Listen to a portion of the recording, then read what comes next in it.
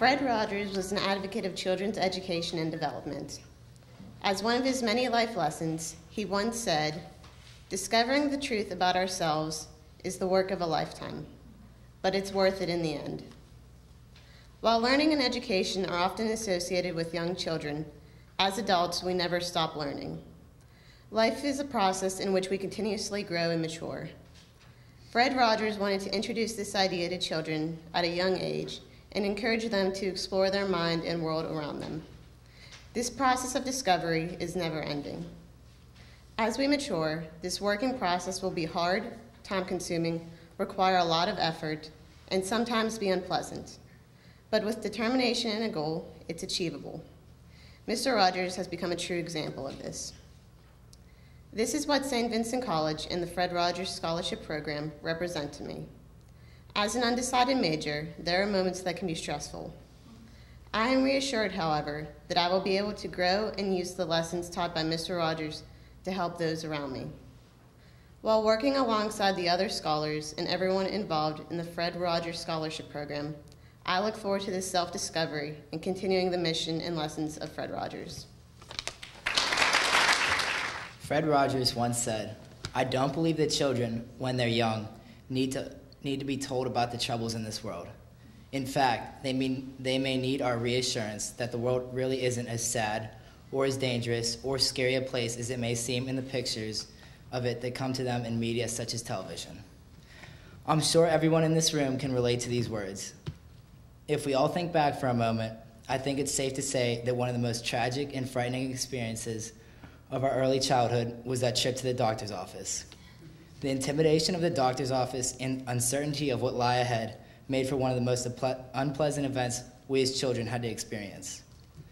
This memory becomes permanently embedded in a child's brain to the point where we most likely still have vivid memories even to this day as adults. As a Fred Rogers scholar, I would like to use this opportunity to research the most effective ways to make the misperceived doctor's office a more comfortable place for all children. As an aspiring pediatric dermatologist, it is my goal to have the knowledge and social skills necessary to make my practice as family-friendly as possible. I also want to gain the ability to be able to relate medical terms to children in a way they can understand and will not be afraid of.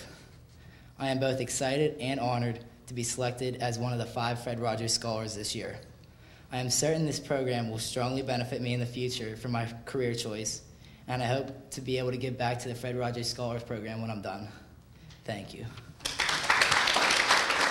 Mr. Rogers once said, "Children don't understand medical procedures and why they have to go through so much pain and frustration.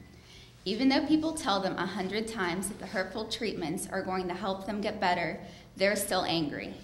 And one of their desperate needs is to have some socially acceptable way of communicating and expressing their anger."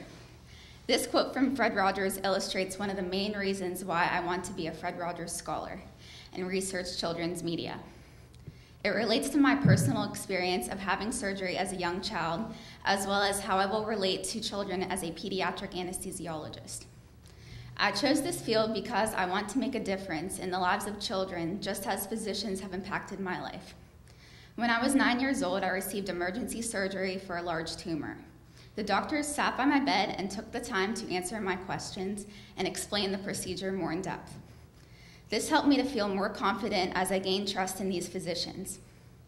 While studying here at the Fred Rogers Center, I would like to research and write short stories or create DVDs about important medical topics children need to learn about, which include what to expect when having a surgical procedure, what it is like being a patient in the hospital, or what it is like going to physical therapy.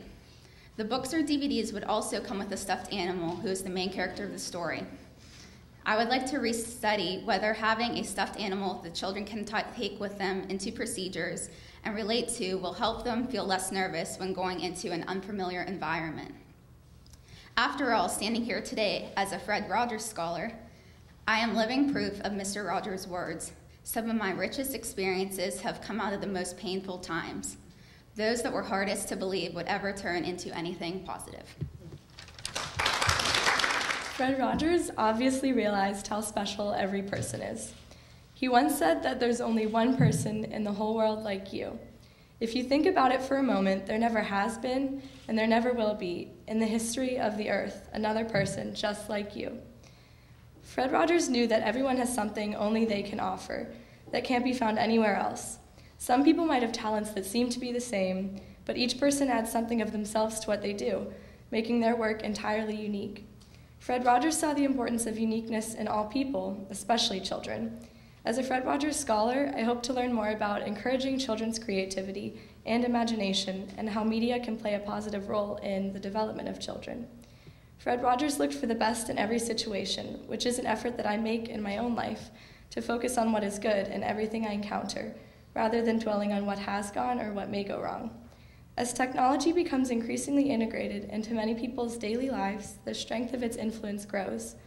And I aim to learn how that effect can be positive in moderation and can be used to inspire children, rather than to simply keep them entertained. As Fred Rogers' work reminds us, there is something different in every person, in every experience, and it's up to each of us to find the best in it all. Fred Rogers introduced the audience to his good friend, Emily Jacobson, who was the poetry lady on his television programs for many years. She helped us all to feel good about who we were. She often quoted a poem by Douglas Malloch, and it became her trademark. Here are the first and last verses. If you can't be a pine on the top of a hill, be a scrub in the valley, but be the best little scrub by the side of the rill. Be a bush if you can't be a tree. If you can't be a highway, then just be a trail. If you can't be a sun, be a star. It isn't by size that you win or you fail. Be the best of whatever you are. I really liked this poem because I think it's a powerful representation of Mr. Rogers' attitude towards everyone, from young children to adults. It is relevant to everyone in the world, not just little children. In our society today, we are all under a lot of pressure from jobs, school, relationships, and other activities. And it's so nice to know that we don't have to drive ourselves crazy and be anything that we're not. We just have to be the best that we can be. In our own small way, we can each make a difference. As a freshman in college, this quote really struck me because I'm at a point in my life where I'm trying to figure out what career path I would like to take. It's refreshing to know that as long as I do my best and do what I love, I will have a fulfilling and happy life. I hope to take Mr. Rogers' ideas of optimism and hard work and apply them in my daily life.